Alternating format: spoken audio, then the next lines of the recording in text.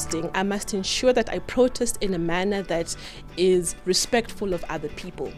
The Constitution sets out, most importantly, rights and freedoms that everybody living in South Africa is entitled to. It ensures that children from a young age understand what the Constitution is, understand the importance of the Constitution.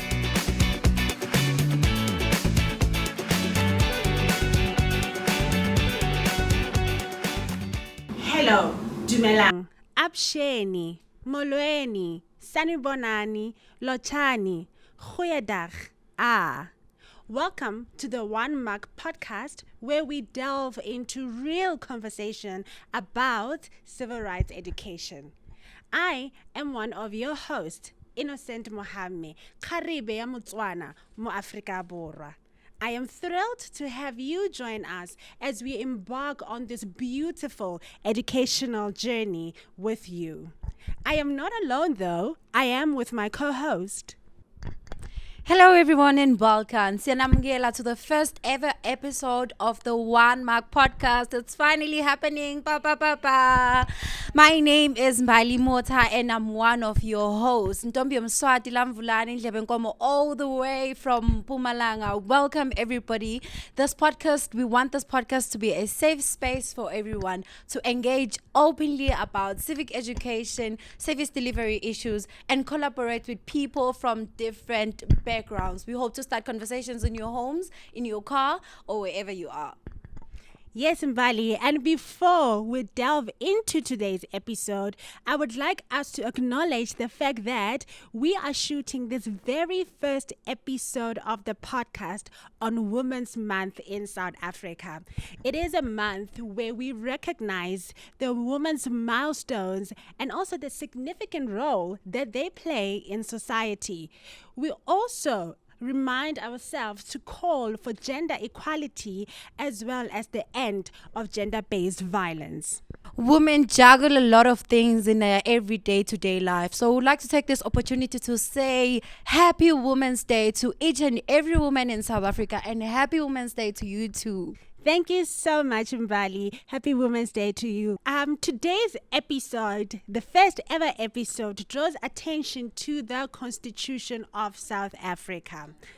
Mbali, when I think of the word constitution, I am taken back to when I was young, when they finalized and released the constitution document.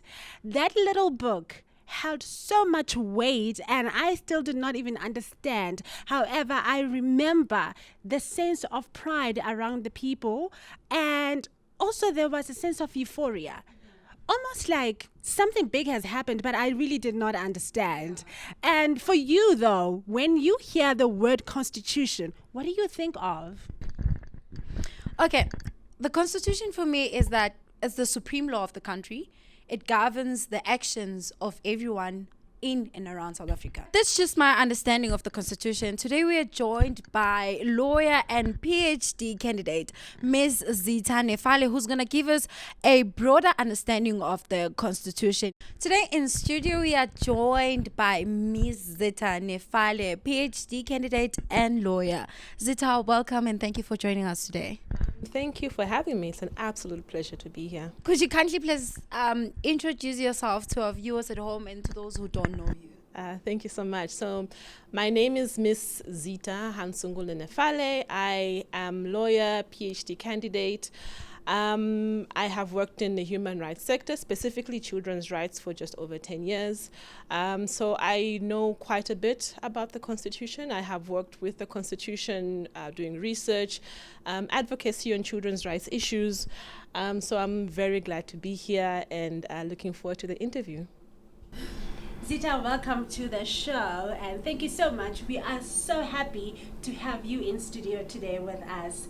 In simple terms, for an ordinary South African like myself, what is the Constitution and why do we need it? A very good question. So the Constitution is the supreme law of South Africa, or as other people would say, it is the highest law in the land, which means everybody, must follow the Constitution. All laws put together, written up, must be in line with the Constitution. How government functions must be in line with the Constitution. How Parliament functions, puts together laws, must be in line with the Constitution. How the courts interpret the law and order government or other people to do things must be in line with the Constitution. Therefore, the Constitution is the supreme law of the land. Everybody must act in accordance with the Constitution. Okay, you mentioned that the Constitution is the highest law of the land, right? And it's the supreme law of the... But what does that mean? What does it essentially mean for the Constitution to be the highest law of the land? Technically, so what it then means is that, for example, we'll have Parliament that puts together laws, that writes legislation. That legislation must comply with the Constitution. You have your government that provides services, basic services to the people that we're talking to. They must provide those basic services in line with the Constitution. Anybody that commits a crime, whether it be theft or assault, those are against rights that are set out in the Constitution, and we must comply with those things. As mentioned before, if anybody goes against that, then consequences must be faced. So Parliament must fix laws that are not in line with the Constitution. Government must ensure that they provide basic services in line with the Constitution. If I commit a crime, I'm going to be put before a court and I must face the consequences of that crime. That's what it means for the Constitution to be the highest law of the land. I gather from what you just said that no one, including the president of the country, can go against the Constitution. Exactly. The president, what other countries call the first citizen, essentially, must also comply with the Constitution. It is higher than anybody else. It basically keeps us in check with the things that we do. Yeah. All right, I would like us to swiftly move on to the preamble of the Constitution, which is the introduction of the Constitution. It starts with saying, we, the people of South Africa, recognize the injustices of our past. Essentially, we are acknowledging that South Africa does have a troubled history. Exactly. Why the words, we, the people of South Africa? And essentially, what forms part of we? So we, the people of South Africa, brings everybody together. It ensures that we are all taking ownership of our Constitution, a Constitution that is, I might add, respected world round. So it helps us take ownership of the Constitution. And what was the second part of your question? Who forms part of we? Okay, so who forms part of we, the people? Everybody that lives in South Africa. Citizens of the country, young, old, men, women, children, foreign nationals. Everybody must comply with the Constitution. Everybody has rights and freedoms set out in the Constitution. Before I can just move in with my question, my question, which is around the preamble, please forgive me, I just want us to talk about limiting rights. Oftentimes you hear people talking about rights and our responsibilities, but when are then our rights limited as citizens? Right. So let's begin with what rights are. Yeah. So the Constitution is going to tell us, I have the right to be treated with dignity. The person who's watching this podcast or who's listening has the right to be treated with equality. They have the right to basic services such as healthcare, education, social assistance. That's what the Constitution gives us as people living in South Africa. When we talk about limiting those rights, so that's a very sort of legal technical term. And basically what that means is my right to let's say access healthcare will be limited. Healthcare is not a good example. Let me think through it. You threw me off with that question. So the Constitution, for example, gives us the right to protest action. Protest is a way of people expressing their needs to their leaders. Limitation then says that in protesting, I must ensure that I protest in a manner that is respectful of other people.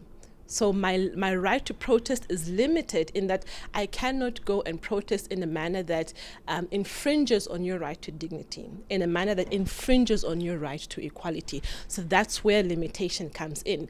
I have a right, but in acting out that right, I have to ensure that I am respecting your rights as well. Technically, that's a very simplistic explanation of what limitation of rights means. Zita, the preamble reflects on the injustices of the past. And in addition to that, the Constitution lists those values. Why are these values important? That's a brilliant question. South Africa's constitution is a beautiful document because it is written up, like you say, reflecting on how the injustices of South Africa's past must be addressed. And the values set out in Section 1 of the Constitution are set out with the aim of addressing those injustices and also reflecting the society that the Constitution wants South Africa to reflect going forward. So when one looks at the Constitution, you will see that the values it talks about are human dignity, so respecting human dignity. It talks about the achievement of equality, right? So we must all be treated with human dignity. We must all be treated with equality. All of our rights and freedoms must be reflected. The values also talk about non-racialism and non-sexism. So the Constitution aims to combat the racism of the past and says that we should no longer be treated in a racist way. It talks about non-sexism, and the fact that we're celebrating Women's Month is a reflection of one of those things. It talks about supremacy of the Constitution and the rule of law. So we've talked about how the Constitution is the highest law in the land. And it says the Constitution talks about the rule of law. Basically what I said before, that the law is important. It is the most important thing. Anybody that breaks the law must face consequences in one way or the other. So the law rules. If you could put it that way. And finally, it talks about a term called universal adult suffrage, basically meaning you have the right to vote. You have the right to vote.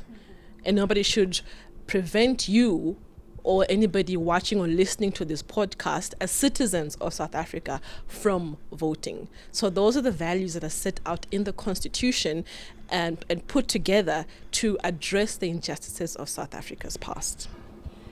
Zita, as I listen to you listing these important values that are set out in the Constitution, I'm wondering, in the context of the South African history, and rather, let me say, our troubled history, and the current social dynamics, do you think that we still uphold to those values? So South Africa is making good progress. I mean, we shouldn't bury our heads in the sand. There are so many issues that citizens of South Africa are facing, people living in South Africa are facing. We still have issues around access to basic services, access to things like healthcare, education, social grants. But at the same time, in the past, you could say 30 years, South Africa has made a massive amount of progress. And another unique thing about the South African democracy is that you have very strong courts that ensure that your leaders, your parliamentarians, your government are following the Constitution and laws set out in line with the Constitution. So the answer to your question is yes, progress is being made. Yes, more progress still needs to be made. And South African democracy has got checks and balances in place to ensure that progress that needs to be made is going to be made. Please tell us how the Constitution benefits South African citizens. So yes, so as previously mentioned in some of my other answers, so the Constitution sets out, most importantly, rights and freedoms that everybody living in South Africa is entitled to. We have talked about dignity. I must be treated with dignity. You must be treated with dignity.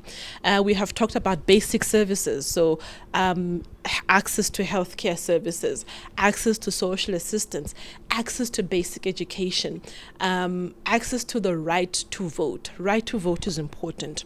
The right to vote ensures that the people that you put into leadership are the people who provide you with basic services, are the people who provide you with access to education, access to social assistance. Those and many more are benefits, you could say, that persons living in South Africa, citizens, non-citizens, receive as human beings. And fun fact, actually pretty cool fact about South Africa is that in terms of your social assistance grant, so your child support grant, your old age grant, which are quite important because they ensure that people have access to money to buy food, transport, education. South Africa has got one of the largest social assistance grants in the continent, in the world.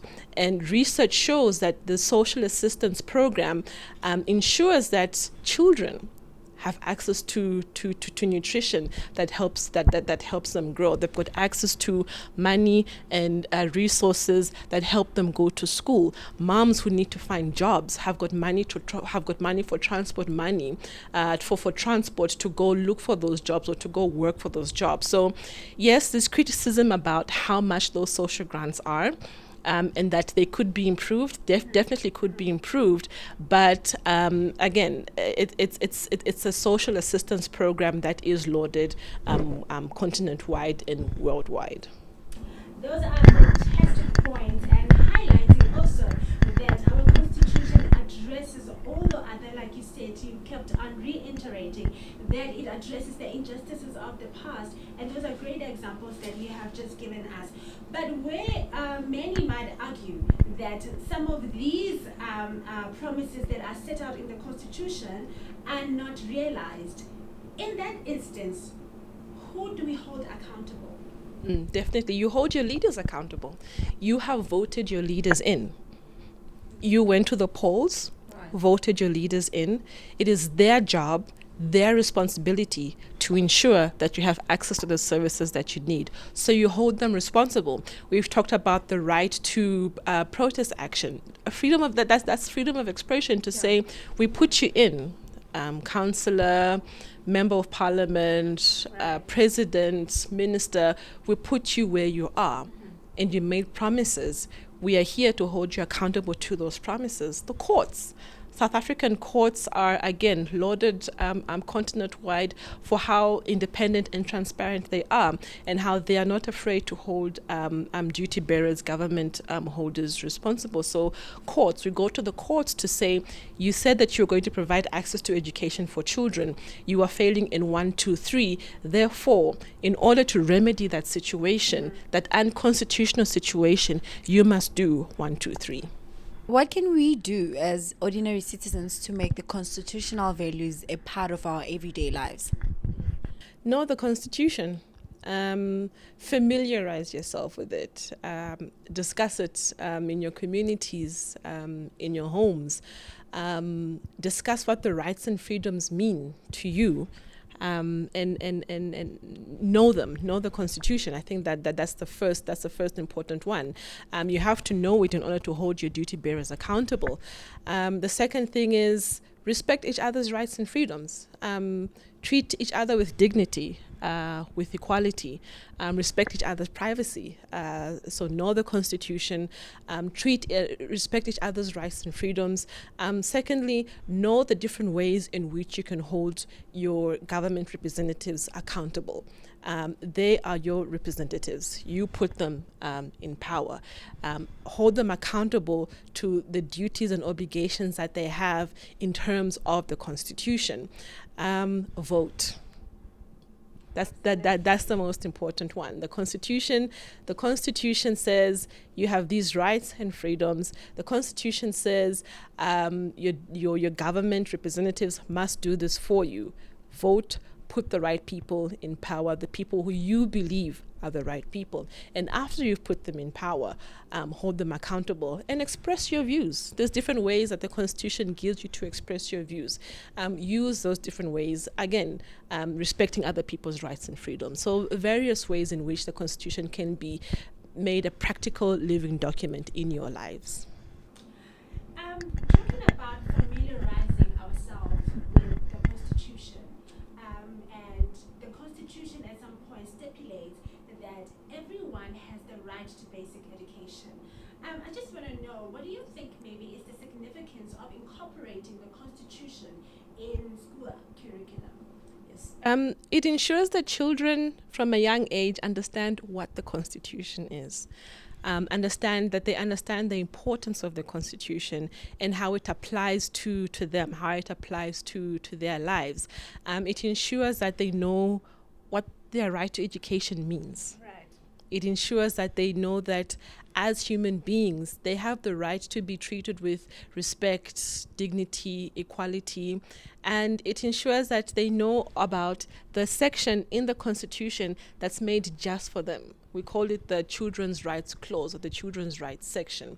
And having it in school curriculum also helps them then discuss it with their peers, discuss it with their teachers. So very important that it is in the school curriculum. As we draw closer to the 2024 national elections, what message do you have for South African citizens as they prepare for the elections? Vote, vote, vote. It's important to put the right elected officials in power. You know who your right elected officials are for you. They're the ones who are going to ensure that you have access to basic services. So vote. Secondly, know your Constitution so that when politicians come campaigning and they make promises and they say that they're going to do this and that for you, it must all be aligned to the Constitution. So I think that is my final message for your viewers. Zita, as we close today's conversation, where can South African citizens access the Constitution? Brilliant question. The Constitution is thankfully a document that is widely available. Your closest government office, they have copies. They have copies of the Constitution lying around. Human rights, your closest Human Rights Commission office, they have copies of the Constitution lying around. The internet, just Google Constitution of the Republic of South Africa. It's going to come up on the internet. So it is a document that is widely available. Just as a last question, we've spoken a lot of things about the Constitution. I just wonder, is the Constitution alone enough to build a democratic South Africa? The Constitution must be implemented. It's words on paper. It comes to life when it is implemented, when people follow what is in the Constitution, when we have laws, legislation written up that are in line with the Constitution, laws relating to children, to healthcare, to dignity and privacy. And then those laws and the Constitution must be implemented by your duty bearers, persons living in South Africa. So it is essentially up to everybody to ensure that the Constitution comes alive. There you have it, everybody. Thank you so much for taking your time to join us today. I picked up a lot of things and I learned a whole lot of other things. So I hope that you learned something as well. To make sure that you do not miss another episode, please make sure that you subscribe to our podcast. Please share this podcast as much as you can. Tell your friend to tell their friend to tell their friend. Thank you so much for joining us. It's been great. Peace.